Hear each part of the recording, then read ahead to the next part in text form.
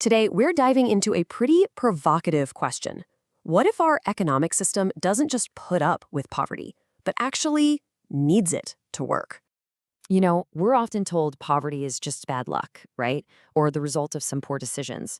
But what if that's not the whole story? What if our economic system, the very machine we all live and work in, actually depends on a certain amount of poverty just to keep chugging along? I know, that sounds incredibly harsh.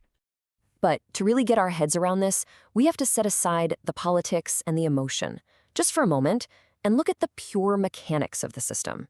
Because when you follow the incentives, well, you start to see the machine for what it really is. So let's explore this idea. Is poverty a bug in the system, or is it, weirdly enough, a feature? First, let's be super clear about what we mean by the system. We're not talking about some secret group of people in a shadowy room making decisions. Not at all.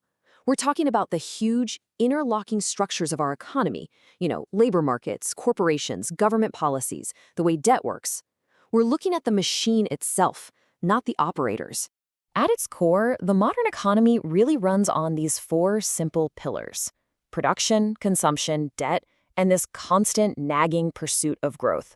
But for this whole engine to keep running smoothly, it needs a very specific kind of fuel.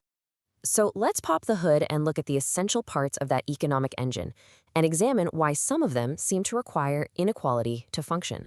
This slide lays out a fundamental structural trade-off. Think about it. For all the stuff we buy to stay affordable, production costs have to be kept low, which often means low wages for some workers. If everyone earned a super high wage, what would happen?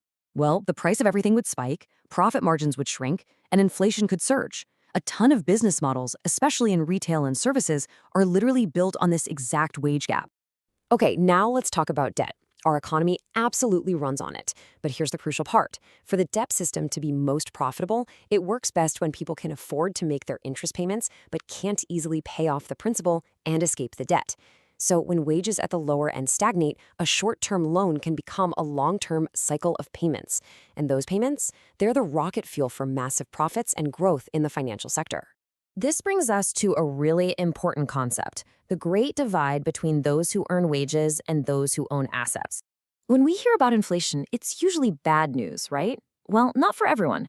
Inflation raises the prices of assets, like stocks and real estate, which is fantastic if you own them. But if you only rely on a wage, your purchasing power just went down. The same dollar buys you less. This chart shows how inflation doesn't lift all boats. It actually widens the gap between asset owners and wage earners.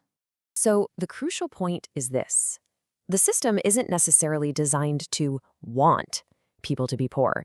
It's more that it's designed to run on what's called asset asymmetry, a situation where a smaller group owns most of the assets and a larger group does not. That imbalance is what creates these completely different outcomes. And this quote, it really gets to the heart of it. Over time, in our current system, the returns you get from owning things, from capital, tend to grow faster than the returns you get from working for a wage. This isn't a judgment, it's just the basic math of the structure. Asset holders accelerate away, while wage earners move more slowly, and the gap just naturally widens. So if it's not some grand conspiracy, what is it? Well, this final section gets to the core of the argument. It's all about incentives, not intent. This is the question that's probably been on your mind this whole time. Do policymakers and CEOs actually sit in rooms and design systems to keep people poor? The structural argument says no. It's not about conscious intent, it's about how systems naturally evolve around their core incentives. Let's look at the primary goals of the biggest players.